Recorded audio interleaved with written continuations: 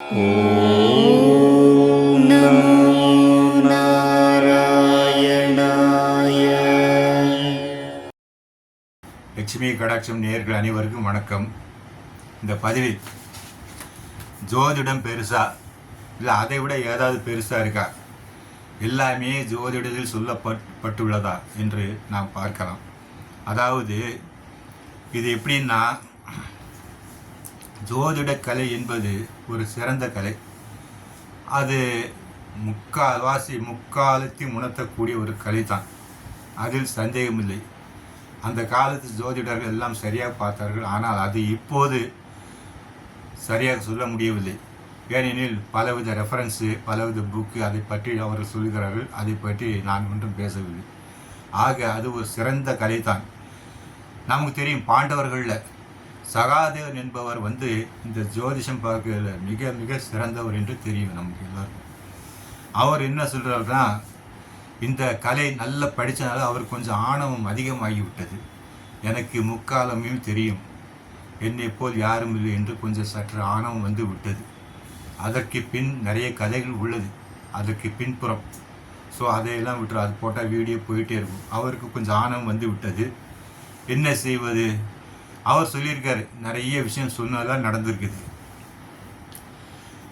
பாரத போர் ஆரம்பிக்கிறது. அப்போ துரியோதனன் யார் பங்காளி கேட்குறாரு, சகாதேவா பார்த்து தனியாக பார்த்து கேட்குறாரு. கேட்டு, நான் போரில் ஜெயிக்கணும், என்னைக்கு போர் வச்சா ஜெயிக்கலாம், அதுக்கு ஒரு நாள் பார்த்து சொல்லும்போது சொல்கிறார். கரெக்டாக ஒரு நாள் பார்த்து கொடுக்குறாரு. நிச்சயமாக அந்த நாளில் அவர் போர் களப்பலி கொடுத்தால் கண்டிப்பாக அவன் தான் ஜெயித்திருப்பார். ஆனால் ஏன் ஜெயிக்கவில்லை? பகவான் கிருஷ்ணர் அதை மாற்றிவிட்டார், அந்த நேரத்தை மாற்றிவிட்டார். ஏன்? பாண்டவர்கள் பக்கம் அவர் இருந்தார்கள், பாண்டவர் பக்கம் தர்மம் இருந்தது.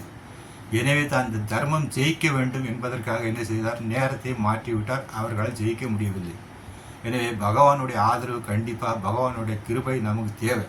இதிலிருந்து அதான் தெரியும், பகவானுடைய தயவு, பகவானுடைய கிருபை இல்லாமல் நம்மால் எதிலையும் ஜெயிக்க முடியாது. அதற்கு இது ஒரு உதாரணம். அதன் பிறகு இரண்டாவது பார்த்தோமானால், பாரத போர் நடந்து முடிகிறது. போரின் முடிவில் கர்ணன் உயிர் தொலைக்கிறான். அது எல்லோரும் தெரியும். கர்ணன் கடைசியாக இருக்கும் போது என்ன சொல்கிறாருன்னா, எனக்கு ஜோதிஷ கலையில் எல்லாம் தெரிஞ்சது, ஆனால் இந்த ஒரு விஷயம் தெரியல. இந்த கர்ணன் எங்களோட பிறந்தவர், உடன் பிறந்த சகோதரர், எல்லாருக்கும் மூத்தவர் என்கிற ஒரு விஷயம் தெரியவே இல்லையே, இது எப்படி என்று அவன் ஒரே குழப்பமாக இருந்தான். அப்போது கிருஷ்ணர் கேட்குறாரு, கிருஷ்ணா, இந்த ஜோதிடம் எல்லாம் என்கிறார்களே, ஜோதிடம் சரியாக இருக்காது, ஒரு கலை சரியாக இருக்கும் என்று சொல்கிறார்களே, எனக்கு இந்த விஷயம் தெரியாமல் போய்விட்டது. கர்ணன் எங்கள் கூட பிறந்தவர், எங்களுக்கெல்லாம் அண்ணா என்று தெரியாமல் போய்விட்டது, எப்படி? அப்படியானால் ஜோதிடம் போய்தானேன்னு கிருஷ்ணர்கிட்ட கேட்குறார். அப்போ கிருஷ்ணர் சொல்கிறார், இல்லை சகாதேவா, நீ அப்படி பேசக்கூடாது, நீ எல்லா கலைகளும் கற்றவன், பொதுவாக இந்த கலையில் நீ நிபுணத்துவம் பெற்றவன், எனவே நீ அப்படியெல்லாம் பேசக்கூடாது. அப்படி இல்லை கிருஷ்ணா, அப்படி இருந்தால் எனக்கு கர்ணன் எங்களோடு பிறந்தவன் என்று தெரிந்திருக்குமே, இது எப்படி தெரியாமல் போனது? அப்படி பார்க்கும்போது ஜோதிடம் போய்தானே கேட்குறார். அப்போ தான் கிருஷ்ணர் சொல்கிறாரு, சகதேவா, உனக்கு எல்லாமே தெரிஞ்சு போச்சுன்னா ஜோதிஷத்தில், அப்போது நான் எதுக்கு? நான் தேவையில்லையே சொல்கிறாரு. இதை கேட்ட உடனே சகாதேவனுக்கு ஒரே அதிர்ச்சி, அவனோட ஆணவம் அதோடு அடங்கிட்டு. ஆக ஜோதிட கலையை விட பகவானோட சக்தி தான் உயர்ந்தது. அவரோட சக்தி நமக்கு மட்டும், அவருடைய கிருபை மட்டும் நமக்கு இருந்து விட்டால் நாம் உலகில் எதையும் சாதிக்கலாம். ஜோதிடத்தை நம்பிக்கொண்டு இருக்க வேண்டிய அவசியமே இல்லை. எல்லாற்றுக்கும் பகவான் தான். பகவான் தயவு இருக்க போய் தான் பாண்டவர்கள் ஜெயித்தார்கள். அந்த நேரத்தை மாற்றி கொடுத்தாரு. பகவானுக்கு தெரியும், கர்ணன் உங்களோட அண்ணா என்ன பகவானுக்கு தெரியும். ஆனால் அது சகாதேவனுக்கு தெரியாது. பார்த்தீங்களா? பகவானுக்கு தெரியும்.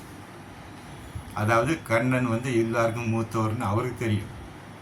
இதில் இன்னும் நிறைய விஷயங்கள் இருக்குது, ஆராய வேண்டிய விஷயங்கள், நிறைய விஷயங்கள். மகாபாரதம், ராமாயணம் பார்த்தோம்னா நிறைய விஷயங்கள் இருக்குது. அந்த அளவுக்கு ஒரு மிக புகழ் வாய்ந்தது தான் நம்முடைய இதிகாசங்கள், புராணங்கள்லாம். மங்களானி பவந்து.